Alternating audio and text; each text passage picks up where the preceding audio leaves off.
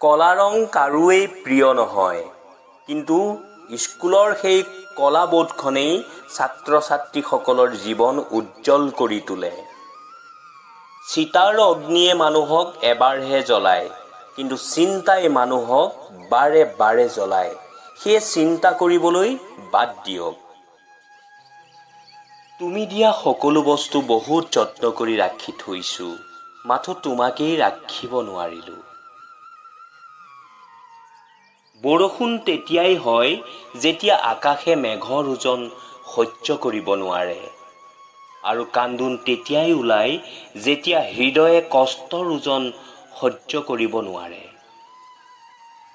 মানুহে গুহা এৰিলে, গছৰ ছাল পিন্ধিব এৰিলে, কেঁচা মাংস খাবলৈও এৰিলে, কিন্তু বেলেগৰ ভাল দেখি হিংসা কৰাটো আজিও এৰিব নোৱাৰিলে। পৰিয়াল কিমান ধনী বা কিমান দুখীয়া সেইটো ডাঙৰ কথা নহয়।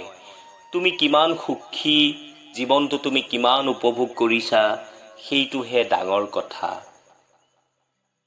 বন্ধুসকল, অনুভূতি কেতিয়াও লুকাই ৰাখিব পৰা নাযায়, আৰু কিছুমান মানুহৰ লগত সম্পৰ্ক শেষ হৈ গ'লেও পাহৰিব পৰা নাযায়। ভাল পোৱাৰ কাৰণে মানুহে সপোন দেখে, আৰু তুমি নিবিচাৰিলেও তোমাক মই সেই ভাল পোৱা দিছোঁ। সেয়ে অৱহেলা নহয়, পৰম যত্নত ৰাখা। বেছি ভাল পোৱা প্ৰকাশ কৰিলে মানুহ হেৰাই যায়। আগতে পৃথিৱীত কোনো ৰাস্তা নাছিল। যেতিয়া মানুহে খোজ কাঢ়িব শিকিছিল, তেতিয়া ৰাস্তাত তৈয়াৰ হৈছিল। সেয়ে তোমাৰ ৰাস্তা তুমি নিজেই বনাব লাগিব, কেৱল গৈ থকা।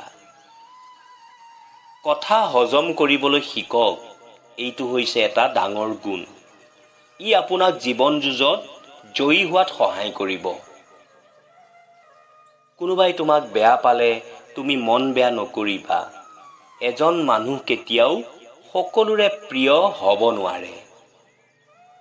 য'ত কেৱল তৰ্ক আৰু বিতৰ্ক হয়, তাৰ পৰা দূৰত থাকা, আৰু য'ত সন্মান আৰু মৰম আছে তালৈ যোৱা। কোনোবাই যদি হিংসা কৰে কৰিব দিয়া, মনত ৰাখিবা হিংসা তেওঁহে কৰে যাৰ যোগ্যতা কম। মানুহ নামৰ প্ৰাণীবোৰ বহুত অদ্ভুত। আপোন হ'বলৈও সময় নালাগে, আকৌ পৰ হ'বলৈও সময় নালাগে। পৃথিৱীত মানুহে সকলো বিচাৰি পায়, কিন্তু নিজৰ ভুল বিচাৰি নাপায়। কোনোবাই মনত আঘাত দিলে দুখ নকৰিবা, পাৰিলে আঘাত দিয়াজনক ধন্যবাদ দিয়া, কাৰণ আঘাতে আমাক অভিজ্ঞতা দিয়ে। যিয়ে তোমাক আঘাত দিছে তাক পাহৰি যোৱা, কিন্তু সেই আঘাতৰ পৰা তুমি যি শিক্ষা পাইছা সেইটো কেতিয়াও নাপাহৰিবা। জীৱনত এবাৰ অকলশৰীয়া হৈ চোৱা, পৃথিৱীত কোনো কাৰো আপোন নহয়। যেতিয়া তোমাৰ প্ৰয়োজন হ'ব তেতিয়া চবেই কাষত বিচাৰিব, আৰু প্ৰয়োজন শেষ হ'লে দলিয়াই দিব। যিটো সম্পৰ্কত খং, অভিমান, সন্দেহ এইবোৰ নাই, সেইটো কেতিয়াও সঁচা ভাল পোৱা হ'ব নোৱাৰে। এটা ভাল মনে এটা জীৱনক সলনি কৰি দিব পাৰে, কিন্তু এটা বেয়া মনে সুন্দৰ জীৱন এটাক ধ্বংস কৰিব পাৰে। সেয়ে সদায় এটা ভাল মনৰ গৰাকী হওক। জীৱনৰ সকলোতকৈ আপোন বন্ধু হ'ল আইনা। তুমি কান্দিলে সিও কান্দিব, তুমি হাঁহিলে সিও হাঁহিব, কিন্তু তুমি তাক আঘাত কৰিলে সি কেতিয়াও তোমাক আঘাত নকৰে, সি নিজেই ভাঙি যাব। জীৱনত কাৰো ওপৰত আশা নকৰিবা, কাৰণ প্ৰত্যেকে এদিন সলনি হৈ যায় নতুন কাৰোবাক পালে। ৰাতি 12 বজাত তাৰ কথাকেই বেছি মনত পৰে যিয়ে জীৱনত 12 বজাই গুচি গ'ল। একপক্ষীয় ভালপোৱাবোৰ এনেকুৱাই হয়। এজনে পাগলৰ নিচিনা ভাল পায়, আৰু এজনে পাগল বুলি মাথো অৱহেলা কৰে। কাৰোবাক জীৱনৰ পৰা আঁতৰাই পঠিওৱাৰ প্ৰথম লক্ষণ হ'ল কথা নুশুনা।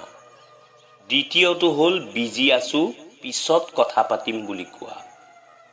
ইয়াৰ পিছত অজুহাতৰ কোনো সীমা নাথাকে। চকুৰ টোপনিটো সিয়েই কাঢ়ি নিছে যিয়ে সময়ত কৈছিল বহু ৰাতি হৈছে টোপনি যোৱা। যিয়ে সঁচাকৈ ভাল পাব বিচাৰে তাৰ কপালতেই ভাল পোৱা নাথাকে। কেতিয়াবা কেতিয়াবা সকলো সঁচা জনাৰ পাছতো মনে মনে থাকিবলগীয়া হয়। তিনি ধৰণৰ মানুহৰ অহংকাৰ বেছি। 1. বেছি শিক্ষিত হলে। 2. বেছি সুন্দৰ হলে। 3. হঠাৎ ডাঙৰ মানুহ হলে। পৃথিৱীৰ সকলোতকৈ ডাঙৰ ভুল হৈছে কাৰোবাক পাগলৰ নিচিনা ভাল পোৱাটো। জীৱনত কাৰোবাৰ পৰা কষ্ট পাই থাকিলেও তুমি তাক কষ্ট দিব নাযাবা। চাবা এদিন সেই মানুহটোৱে তোমাৰ পৰা পোৱা সুখৰ মুহূৰ্তবোৰ মনত পেলাই কান্দিব। বাস্তৱতা কি? বাস্তৱতা হ'ল যিজনৰ ওচৰত আপুনি আপোনাৰ দুখৰ কথা কৈ চকুলো টুকিব সিয়েই এদিন আপোনাৰ কথা কৈ আনৰ আগত হাঁহিব।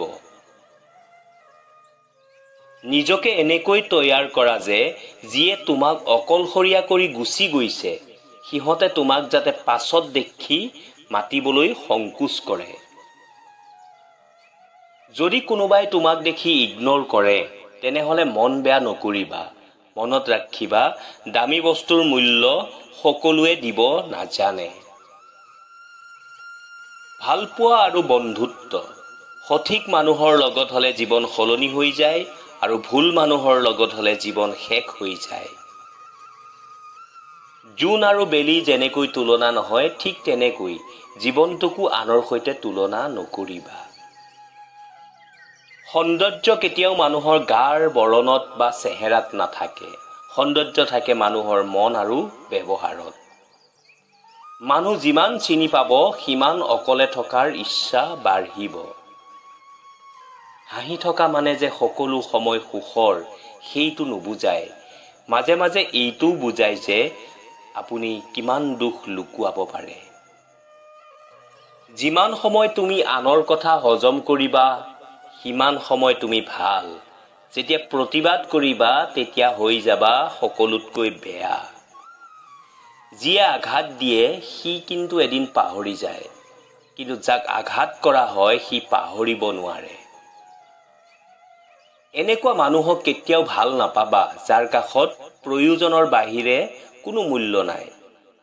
সেয়ে তাকেই ভাল পোৱা যিয়ে প্ৰয়োজন আৰু অপ্ৰয়োজনতো তোমাক প্ৰয়োজন অনুভৱ কৰে।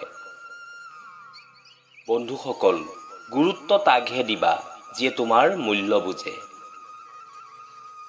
সকলো সহ্য কৰিব পাৰি, কিন্তু প্ৰিয় মানুহৰ অৱহেলা সহ্য কৰিব নোৱাৰি।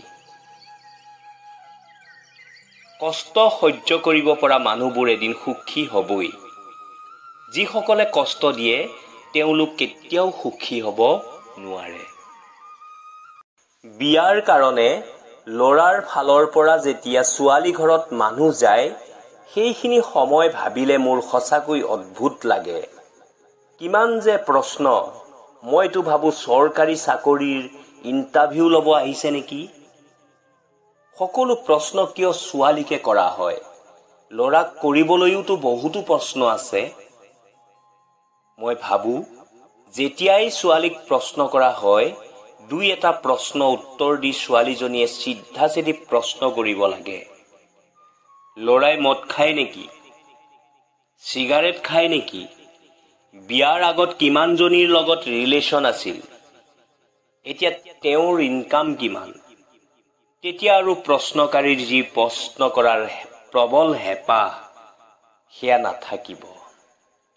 সঁচাকৈ আমাৰ সমাজত ছোৱালীৰ ভাৰ্জিনিটিৰ ওপৰত সকলোৰে চকু, কিন্তু ল'ৰাৰ কোনো কথা নাই, কাৰণ ল'ৰাটো ল'ৰা হয় ন। যেনেকৈ ছোৱালীৰ ভাৰ্জিনিটিৰ ওপৰত তেওঁৰ পতিৰ অধিকাৰ আছে তেনেকৈ ল'ৰাৰ ক্ষেত্ৰতো কেৱল পত্নীৰহে অধিকাৰ আছে। অসৎ ব্যক্তিৰ লগত কেতিয়াও সম্পৰ্ক নগঢ়িব, কাৰণ কয়লা গৰম হলে পুৰে আৰু ঠাণ্ডা হলে হাত কলা কৰে। ঠিক তেনেকৈ অসৎ মানুহে ৰূপ সলনি কৰে, স্বভাৱ নহয়। ল'ৰাসকলে প্ৰেমত পৰে ছোৱালীৰ ৰূপ দেখি আৰু ছোৱালীসকলে প্ৰেমত পৰে ল'ৰাৰ সফলতা দেখি। ল'ৰাবোৰে কিয় নিজৰ প্ৰেমিকা বা পত্নীক ভয় কৰে জানে? শুনক। আচলতে ল'ৰাবোৰে নিজৰ মানুহজনীৰ লগত কিছুমান সৰু সৰু কথাৰ উত্তৰ দি জেং লগাব নোখোজে। ভাল পোৱাৰ খাতিৰত কিছু সহ্য কৰে আৰু কিছু বাদ দিয়ে, আৰু এই নীৰৱতাটোৰ নাম একাংশই দিছে ভয়। আচলতে যিটোক ভয় কৰা বুলি কোৱা হয় সেইটোৰ নাম ভাল পোৱা।